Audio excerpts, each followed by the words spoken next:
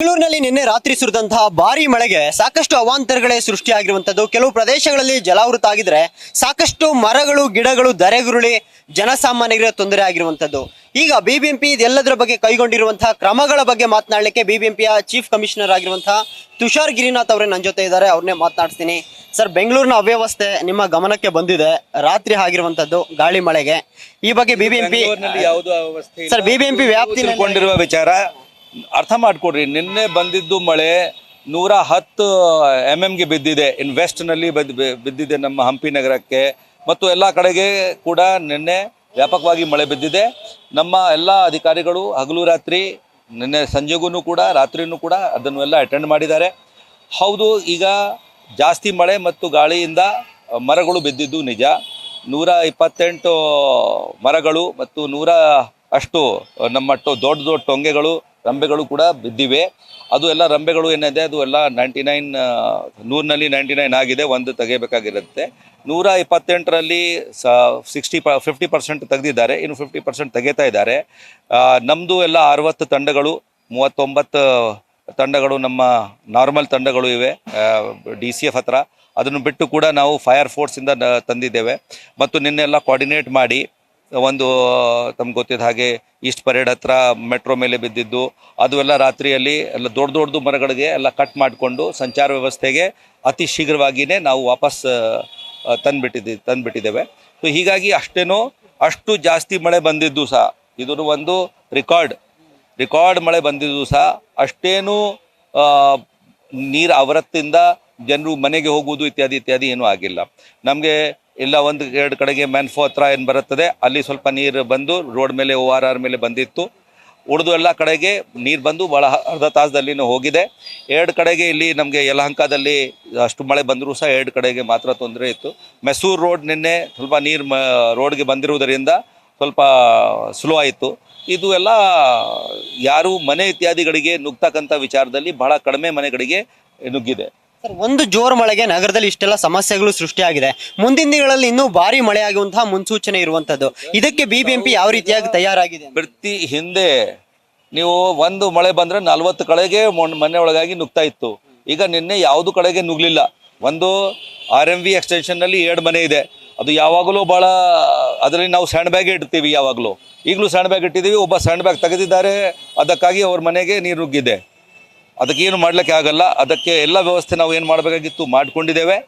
Road ಮೇಲೆ of course ಜಾಸ್ತಿ ಮಳೆ ಬಂದಾಗ ರೋಡ್ ಬ್ಲಾಕ್ ಆಗಿರೋದ್ರಿಂದ ಈ ಫಸ್ಟ್ 2-3 ಮಳೆಗೆ ಈ ಥರ ಎಲ್ಲ ಸಮಸ್ಯೆಗಳು ಇರುತ್ತದೆ. ಎಲ್ಲ ಸಾಲಿಡ್ ವೇಸ್ಟ್ ಇರುತ್ತೆ, ಅದೆಲ್ಲ ಬಂದ್ಬಿಡುತ್ತೆ, ಬಟ್ಟೆ ಬಂದ್ಬಿಡುತ್ತೆ, ಪ್ಲಾಸ್ಟಿಕ್ ಬಂದ್ಬಿಡುತ್ತೆ. ಆದರೂ ಸಹ ನಾವು ನಿರಂತರವಾಗಿ ಎಲ್ಲ ಕ್ಲೀನ್ ಮಾಡ್ತಿರೋದ್ರಿಂದ ಅಷ್ಟೇನು ತೊಂದರೆ ಉಂಟಾಗಿಲ್ಲ. ಯಾವುದು ಕೊಳೆಗೆ ತೊಂದರೆ ಇಲ್ಲ.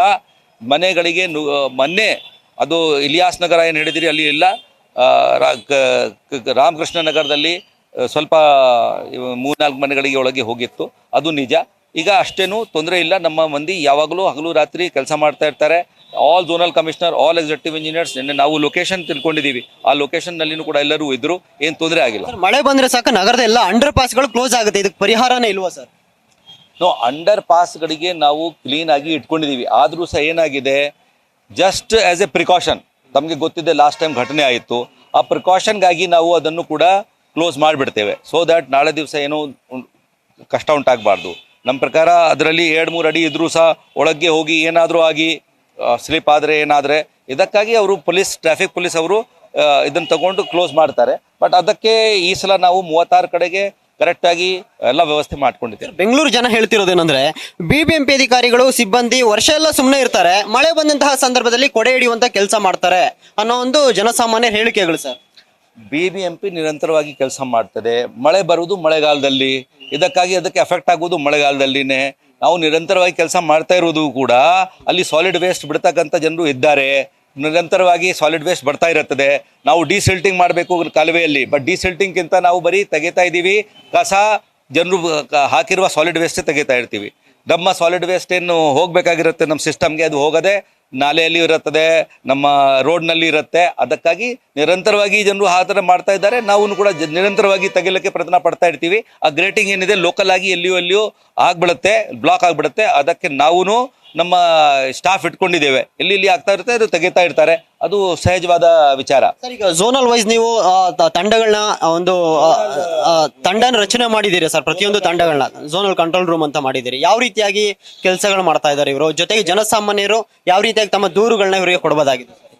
ನಮ್ಮ ಒಂದೇ ನಂಬರ್ ಇದೆ 1533.